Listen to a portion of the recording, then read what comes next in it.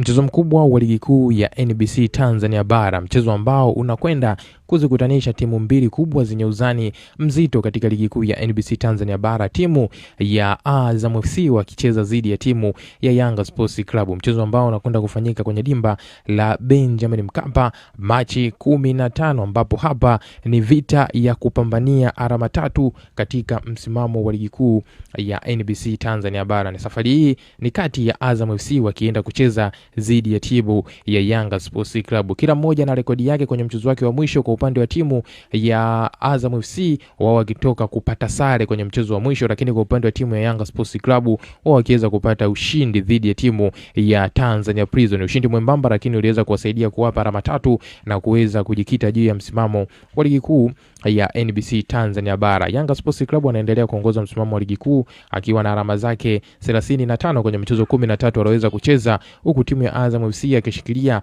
nafasi ya 3 kwenye msimamo wa ligi kuu akiwa na alama zake 27 kwenye michezo 13 aliyoweza kucheza. Hivyo hapa ni vita ya wanaume wawili kwenye kupambania alama 3 muhimu, kila mmoja akihitaji nafasi ya kupata hizi alama ambazo zitamsaidia kusogea juu mwa msimamo wa ligi kuu ya NBC Tanzania Bara. Sasa kutokea kwenye benchi la ufundi la timu ya Yanga Sports Club chini ya kocha wake mkuu Pedro Gonzalez, yeye kuelekea kwenye mchezo huu mapema tayari amekushaweza kukitangaza kikosi chake cha kwanza ambacho ndicho kitakwenda kupambania alama 3 muhimu katika muendelezo wa ligi kuu ya NBC Tanzania Bara. Na kikosi hiki niko nacho hapa na nitakuja kusogezea moja kwa moja na uweze kufahamu namna ambavyo kocha mkuu wa timu hii ya Yanga Sports Club wanakwenda kuingia dhidi ya timu ya Azam FC kwenye mchezo huu wa Mzizima Derby siku hii ya leo. Lakini kabla sija kusogezea moja kwa moja, naomba nikukumbushe jambo moja na la kimsingi kabisa, mwanafamilia wangu. Kama wewe ndio time yako ya kwanza unajiunga nasi hapa Bongo Vibe TV, alafu bado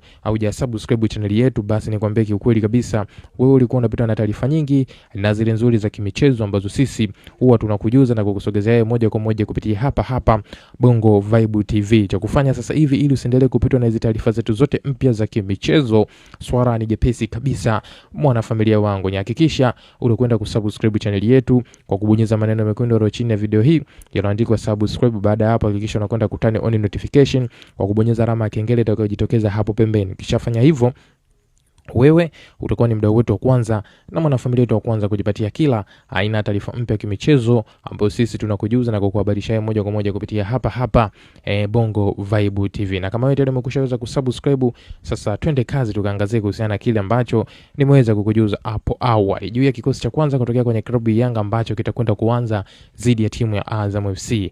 Twende haraka tukakitazamie bila kukupotezea muda wako. Kwa upande wa golini tegemea kumuona golikipa Djigui Diarra akienda kuanza kwenye milingoti mitatu ya timu hii ya Yanga Sports Club. Djigui Diarra amekuwa na muendelezo mzuri kweli ndani ya msimu huu hapa. Ameweza kucheza mechi takribani 8 mpaka sasa hivi akiwa ameweza kujikusanyia clean sheet zake za kutosha kabisa. Lakini kwa upande wa beki nambari 2 hapa tegemea kumuona mchezaji Israel Patrick Mwenda akienda kuanza kwenye eneo la beki nambari 2. Beki nambari 3 Mohamed Hussein Zimbwe Junior akienda kuzima eneo hilo. Kwa upande wa beki nambari 4 na beki nambari 5 Bakari Nondo Mwamnyeto na Ibrahim Abdullah Baka akiendelea kutawala eneo lile la mabeki wa katikati. Lakini kwa upande wa kiungo nambari 6 Mohamed Damaro akienda kuzima kwenye eneo hilo la kiungo nambari 6. Winga nambari 7 Max Nzengeli akienda kuaminika na kuendelea kuzima eneo hilo la winga nambari 7. Lakini kwa upande wa kiungo nambari 8 hapa tutegemee kumuona mchezaji si mwingine bali